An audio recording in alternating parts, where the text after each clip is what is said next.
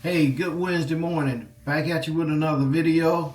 Hey, we're doing this video today on VA disability for migraines. There's a lot that go into migraines, and we're just gonna jump right into this. So you ask, is this a rateable condition? Yes, it is. The VA recognizes migraines as a service-connected condition if they were caused or aggravated by your military service, or a secondary condition like TBI, which is traumatic brain injury, or PTSD, neck injuries, or environmental exposure. So, yes, you can get compensation for this if you're dealing with this. So, VA migraine rating schedule. The VA uses diagnostic code 8100 to rate migraines with ratings from 0, 10, 30, and 50% based on the severity and the frequency that you're having these migraines. A 0% rating, here's the criteria. You got less frequent attacks, no significant occupational impairment. 10% rating, you have prostrating attacks averaging one every 2 months. 30% prostrating attacks averaging once per month, and a 50% rating very frequent, completely prostrating and prolonged attacks productive of severe economic inadaptability. And then when we say prostrating, it means the attack is so severe it causes you to lie down or rest, preventing you from normal activity. So it's totally taking you out your game.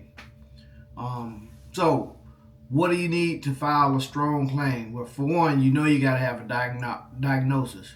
You must have a current diagnosis of migraine headaches from your VA or your private provider.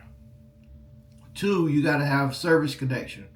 One of these must be true. The condition began in service and is documented. It was aggravated by service, or it's secondary to another service-connected condition, like I mentioned earlier, TBI, PTSD, neck pain, sinusitis, and some other ones also. And then you got to have some medical evidence. The VA or private doctor notes describing the migraines, the triggers, the duration, and the impact that it's having on your daily life. Okay, and a DBQ, a disability benefits questionnaire for headaches. Also, a nexus letter if needed, linking the condition to service. You don't always need a nexus letter, but when you do, you got to have that thing. Lay statements. Write a personal statement describing your migraine symptoms, the frequency that you're having them, the severity, the impact on your work and your life. And then ask for buddy statements from friends, family, co-workers who've seen your migraines impact you. So people on your job, knowing that you can't get through the day, they seeing what the toll that it takes on you. Those are good people to get statements from. Or your spouse. Your spouse there with you every day. They know how these migraines take you out of your game, and you can't function. You know, if that's what it is.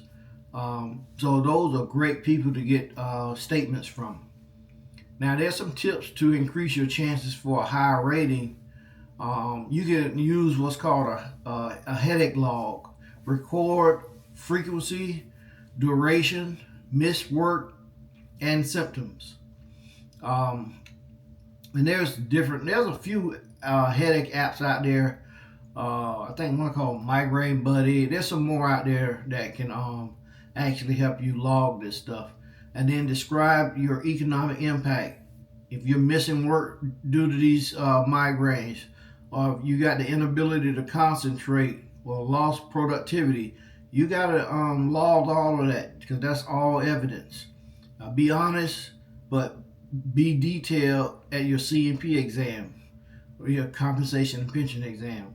Like we always say, you got to be honest, and you don't have to stretch anything, because if you have these symptoms, your doctor gonna already have it in notes, so you don't need to stretch the truth to where it's not. Just be honest about your conditions. And then if you don't feel that everything went your way, you appeal. Um, if they lowball you, you feel your rating was low, and you meet the higher criteria, then you can always appeal that. So make sure that you're doing it right. And then there's some common secondary conditions to migraines. If you're already service connected for any of these, you may claim migraines as a secondary condition. Traumatic brain injury, TBI, PTSD or anxiety, neck or back injuries, sinusitis or rhinitis, cervical spine conditions, sleep apnea, depression, or stress. Those are all some secondary conditions that could tie right into these migraines. They have a big impact on those. And then you gotta also have some supporting documentation, like VA medical records showing treatments and complaints. So if you haven't been treated for this, it doesn't make sense to go put a claim in. You gotta have evidence, employer letters about work impact. If you're in trouble with the work and they documenting stuff, your work production may have fallen off, and they wrote you up or stuff like that. Well, you can actually turn that into evidence. ER visits or urgent care notes, anything that dealing with these migraines, you want to hang on to it, make note of it, and use it as evidence. Statement that you're often unable to function. If you're dealing with light, noise sensitivity, nausea, anything along those lines, you got to have documentation. You want to have that stated. Okay? So that's like really huge for your claim. Well, how do I file a claim? You're going to go to va.gov and start a new claim. Submit your diagnosis, your medical evidence, your nexus letter if needed, and your lay statements and headache log. And then you're probably going to end up having to take a C&P exam, which is a compensation and pension exam. And if you do take a C&P exam, you got to describe your symptoms clearly, because that VA rater they don't know you. You got like one shot to show what your symptoms are. That's why I always tell people, be very educated on your disability and your symptoms, because if you gotta let somebody know how this is going, how you're being affected, well, you only got like one shot to do it. And there's some resources out there, VA Diagnostic Code 8100, and then VA DBQ headache forms.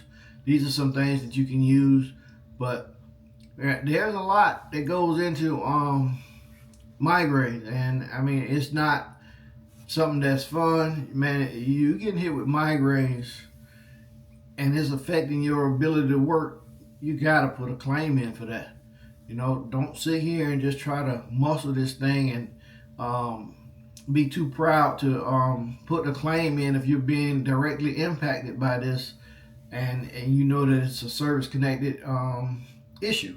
So, but like I said, be honest. Don't stretch something that's not true. Just make sure you're telling the truth.